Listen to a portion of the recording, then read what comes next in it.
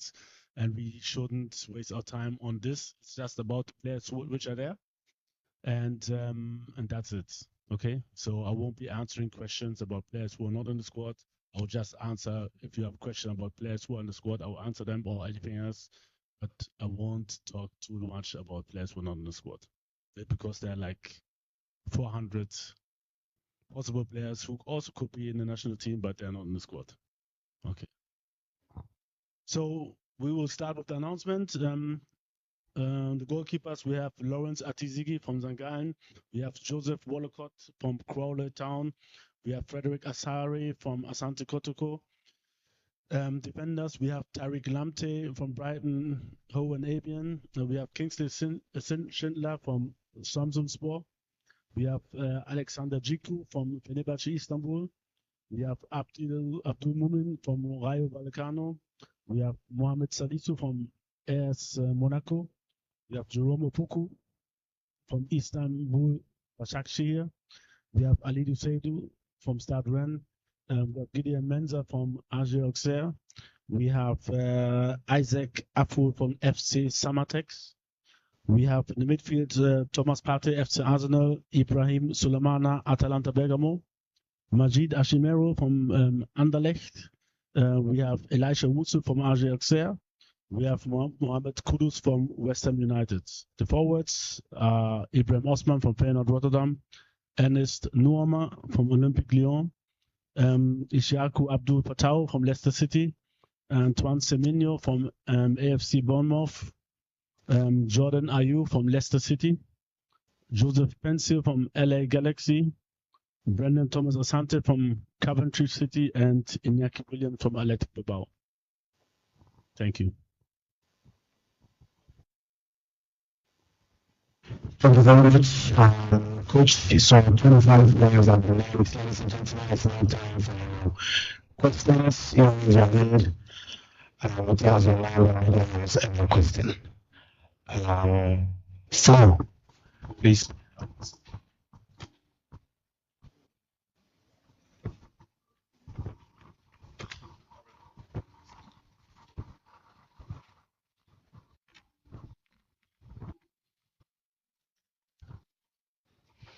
My name is Akoseja. I work at the Ghana Broadcasting Corporation. Coach, I'm sure for the first time, you'll be on the sideline against another Ghanaian coach, that's Kwesi Appiah, whom you have sort of worked with before. Looking at the bigger picture, what do you think the impact of this will be to the other coaches here in Ghana, looking at the fact that there are two Ghanaian coaches who will be coaching on an international level? Thank you. It will have the coaches, but yeah, I have big respect for Kwesi Appiah for what he has achieved as a player, but also as a coach for Ghana. I'm looking forward to this game, but to be honest, for me, it doesn't matter who's on the other side. We're looking at our team. We're trying to prepare ourselves best as possible, and that's the most important thing for us. And I think in this game, very much, it's mostly about us, our attitude towards the game, and this is what we're looking at.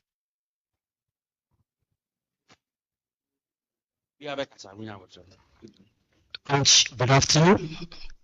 Citizen Francis Almachisa Guide Sports on Guide Radio. So, I would like to ask a question on the way the team has been considering goals. For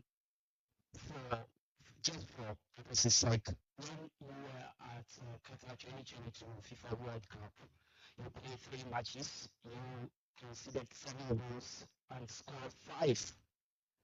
Your second return as the head coach of the Black Stars, which is obviously your current contract. You have played 6 matches, you considered 2 and scored 10. That is obviously not a very good record. So I would like to know, does this give you a headache? Is it a big challenge for you? If it's a big challenge for you, or if it gives you sleepless nights, I would like you to recollect some your plans on ensuring that this doesn't replicate or repeat itself in our subsequent matches. I have two questions. Yeah, look at the good things around.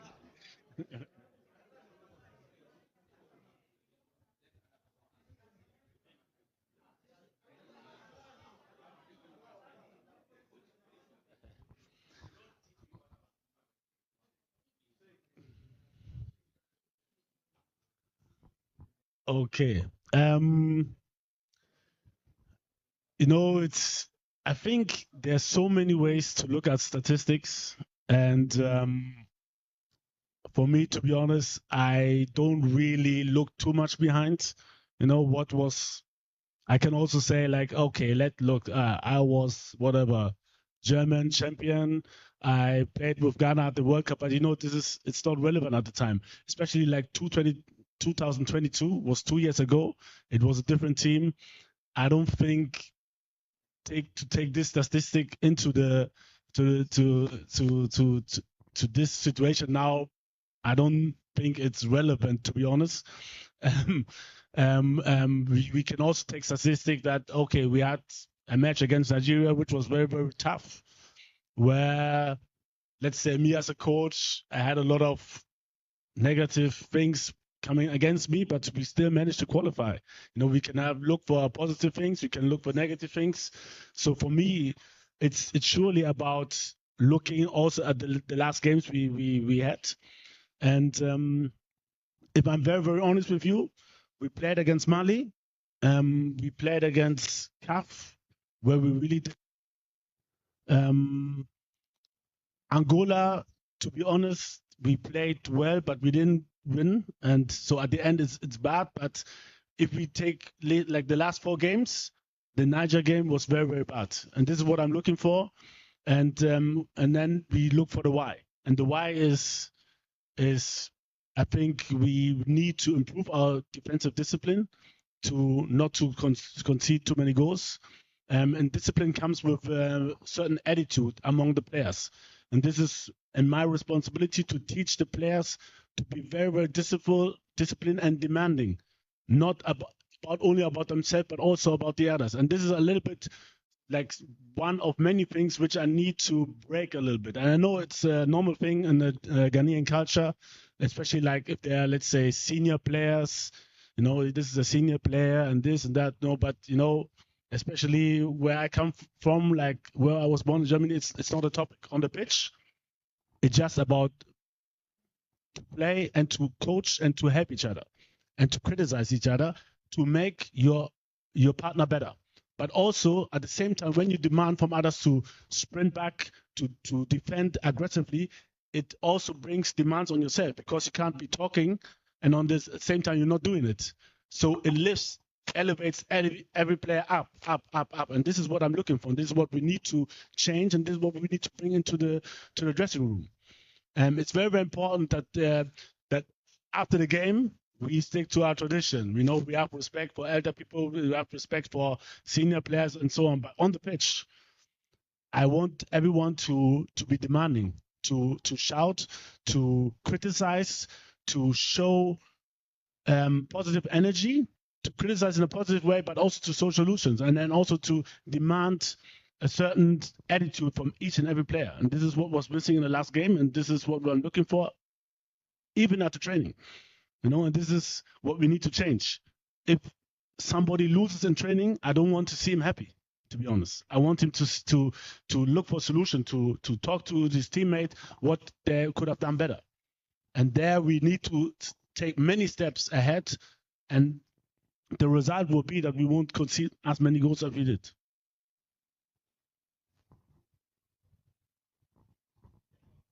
My name is Bill Ishen from TV3. My question is based on these two players, Iñaki Williams and Antoine Semen. Had fantastic starts to the season, but mostly they've been playing as wingers. And in the Black Star setup, they are mostly used as center forwards. How are you looking to get the best out of both of them without changing too much from what they're used to in club level? It's always a challenge with how what position players play at the club level, and then also in an international level with the national team. It's always a challenge. As you just said it, if you just, let's say, mention those two players, maybe take Jordan also in addition, it's not about the player, it's about the team, and we have to see what is best for the team. And if, let's say, both or all of them are playing as wingers, we still need maybe somebody who plays the number 9 position. So whatever I do, I'll do something maybe that is not equivalent to the position in the team. But for me, I think the most important is the team, most important thing, and I have to, and we as the staff, as a coaching staff, have to think about the best possible solution, where we can think each of our players can harm our opponent as much as possible, and this is what we're looking for.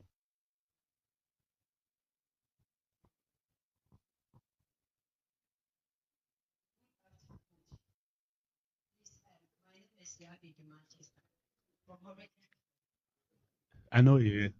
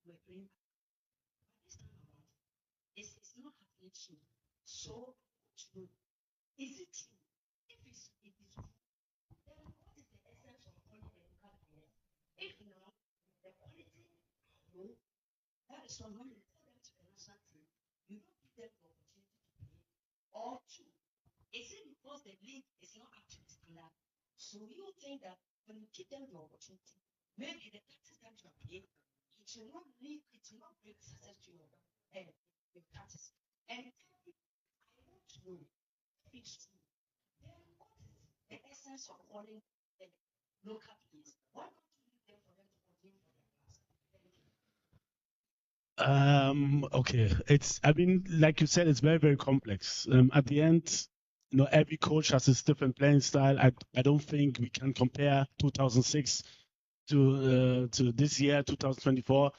It's a different year, different players, and I'm looking for players who can fit to the way I want to play. So for me, I said it before, it doesn't matter if you're a local player or a non-local player. And, this dividing of the players, for me, I don't think it's fair. So let's say, I don't know, you say Habib Mohammed, after the World Cup, he would be called by an Italian club. Then the next day, the day before he was a local player, then now he's not a local player anymore. Yes, but if he would have been called for Italy the next day after the World Cup, he's no more a local club player. So maybe you shouldn't call him then. I know. So for me, the division of local player, not local, I don't get it. Let's say Kudus is coming from Nima, and he grew up. This is where he learned to play football. So now he's playing for West Ham. So it's no more a local player. Or what? For me, I don't get it. It's for me, it's not like where you play; it's how you play. How you play, this is the most important thing for me, and it's not about where you play. And if a player catches my attention, then I will call him. And doesn't I don't care if he's a local player or not. And there are so many things which I have to take in consideration.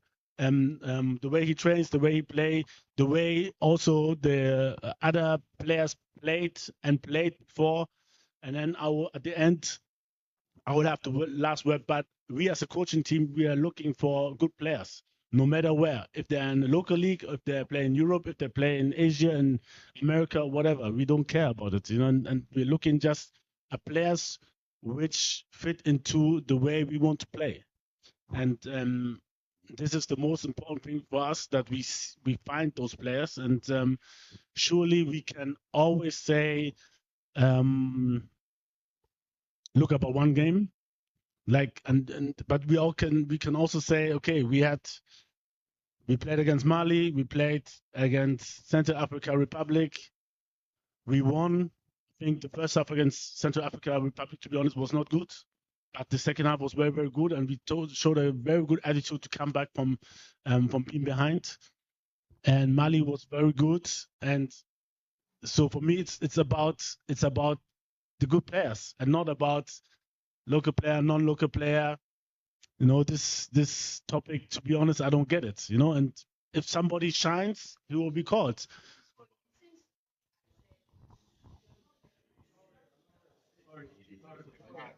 I have the mic. So, yeah, I have the mic. Yeah. So, hello, Coach. Good afternoon. My name is Eugene from Isoti. As journalists, I'm Eugene from Isoti. Now, as journalists, we are intermediaries between the fans and you, the playing body of the technical team. So we relay the public opinion of the fans to you. In your first 2 games in the World Cup qualifiers, marvelous performance, 2 wins from 2 games. However, in the recent qualifiers, you were winless, and the performance of our key players have been questioned. They've gone on to their clubs, and they have been often their performances. Kudus, Iñaki, and Semenyo have been brilliant, but their performance, especially in Nigeria, was sort of spiritless. Now that you are coming back, and for the first time in about 2 decades, you lost in Kumasi, which the fans are not happy about. I think we need to let you know. So what do you plan on doing differently, such that you bring back the love in quotes, and then you bring back confidence? Because as I was coming here, people were unhappy with the team. They sort of not even want to watch the matches. So what do you plan on doing differently to restore confidence in the performance?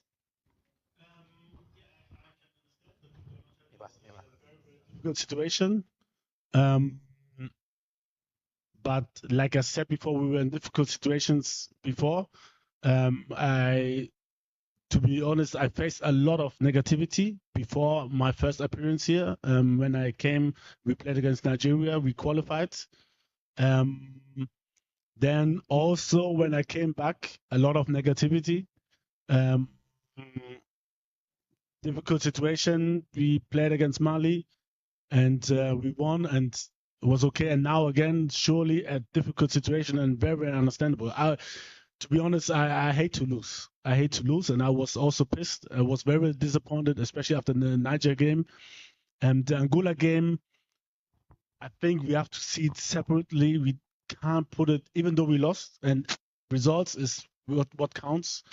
Sports, I think surely it should be seen a little bit separately, but just because this is football.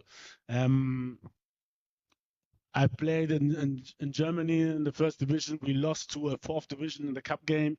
Sometimes this happens. You have chances, you don't score, and they have maybe 1 or 2 chances they score.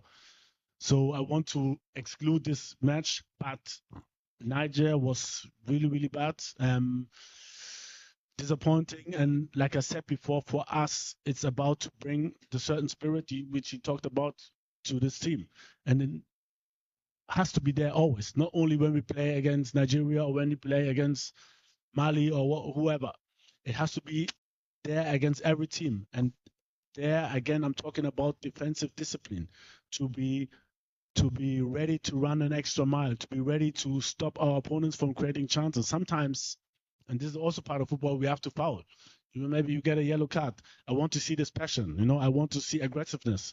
And this is the basis which we should have in every game. And if we have this, I think we will win a lot of games. But it's not there, and this was missing in the last game. And this is surely my responsibility, and I have to be to bring the players on their toes, to bring this as a basic thing into the training, but also on the pitch. We know that they can play football, and it's a combination of passion and willingness to win, but also of the tactical transformation on the pitch. And at the end, it's the players who decide if we win or not. And it's on me to bring in these players who will show this commitment on the pitch. And it's also on the players to fight for their spot on the pitch. And we will see in the training what we do. I'm not 100% sure yet what we will do, if there will be changes, many changes or not. But I want to see the hunger on the pitch. And for me, I had a lot of talks, to be honest. I went also around to visit some players to talk to them directly, because I was very, very unhappy about a lot of players, the way they performed. So we had very, very good talks, but now it's time for action. Everybody can talk. We can talk good, and everybody can say, I want to give 100%. But for me, talk is very, very cheap. It's easy to talk, but we have to see it on the pitch. And if it happens like in Angola, this is also part of football. To be honest, sometimes it's like that. You try to score, the goal doesn't go in. It happens to every team. The probability that it will happen again, if you put in such an effort, it's very, very low. But I'm very, very sure that we have a high probability if we bring in this basics, passion, this spirit to defend, especially, but also to be determined to win and to score, and combine it with the tactical collectiveness to deliver on the pitch. Then I'm very, very sure that we will win the game then. Coach. Coach, my name is Ebenezer Amuzu. I work with Waterford here in Accra. Coach, I want to know the reason why you have still maintained the strikers and the forwards that you have named. Because it looks like the forwards will struggle to get the goals, and the essence of a very good striker is to get his goals. I want to know why you maintain them if we are the best you have in this country, or we don't have enough quality. Apart from that, I have seen one young player. You would not want to answer that question, but if I am on the radio and one asks me, why wouldn't you, as a coach, that Michael Bolden, who plays for Elfsberg in Sweden, is performing so well, but has not gotten a call up into the Black Stars? Coach, what should be my answer? Thank you.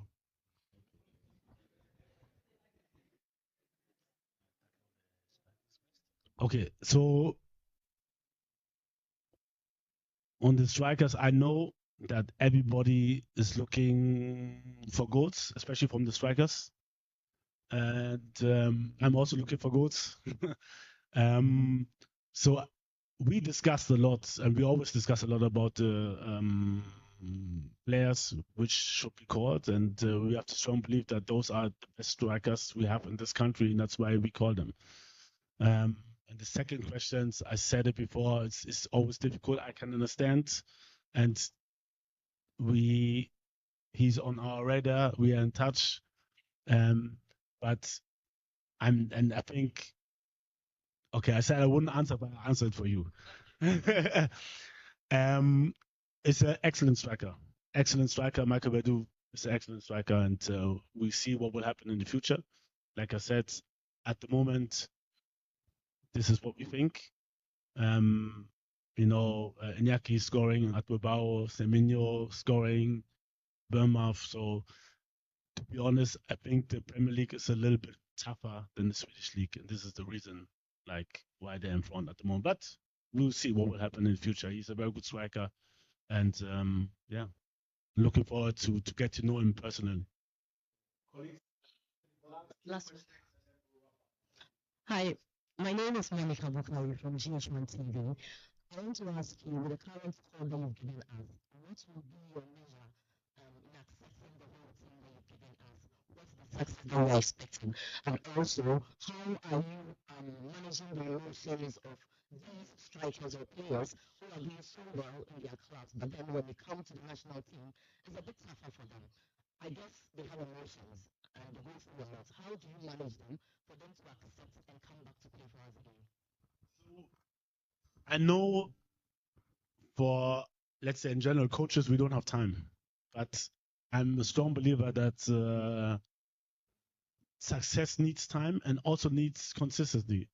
And for me, I think the best thing I can do for them is to call them, to show my trust in them, and we actually coaching staff to show our trust in them, that we believe in them, and we had a, yeah, like I said last week also, we had good talks with also some of them, and I strongly believe that they will deliver. Otherwise, I wouldn't call them. And like I said, as a team, when we have our defensive discipline and our defensive hunger to protect the goal as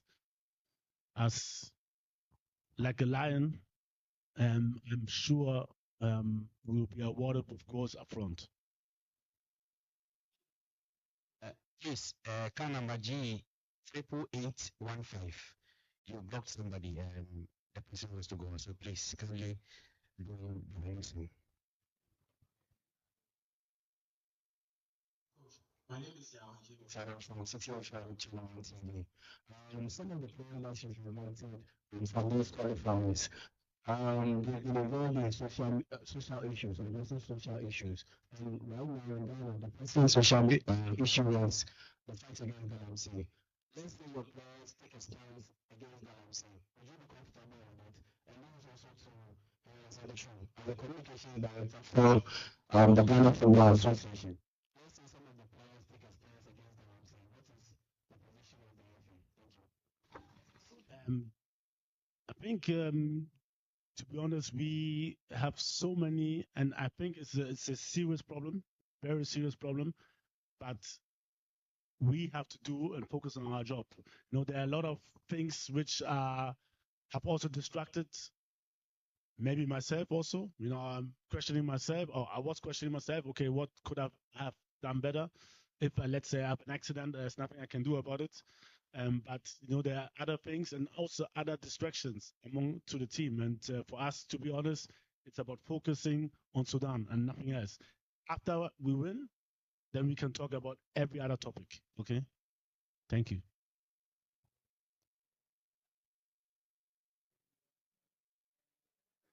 Don't do that. uh, my, my name. Position. Well, I think we are a responsible entity, and so we cannot fold our arms when matters of this nature that concerns the nation befall us. But we've got a body that is solely responsible for events of this nature. The executive council is um, the body that handles some of these issues. So I cannot speak in my capacity until the executive council has taken a definite position on what the FA's direction is. Once that comes out, I'm sure we'll communicate to the public. Thank you.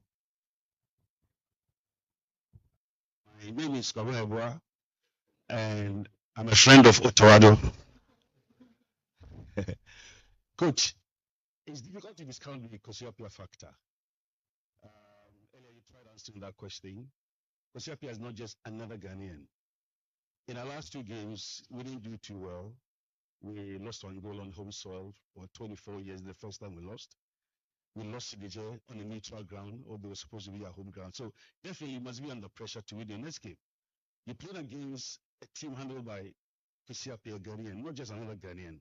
First of all, a former captain of the Black Stars, an assistant coach of the Black Stars for about 6 years, a substantive coach of the Black Stars for 4 years, who knows all the inner workings of the Black Stars, and currently an executive committee member of the FA, who sits in our meetings. It's unbelievable.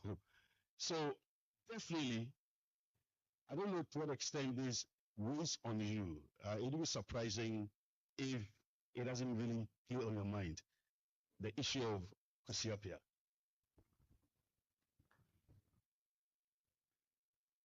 Okay. Yeah. Thank you for your question. Maybe a little side story. My grandmother, who passed away for a long time, was admiring you. Yeah? So you've always been our thoughts. She was always like, "Who is this handsome guy?"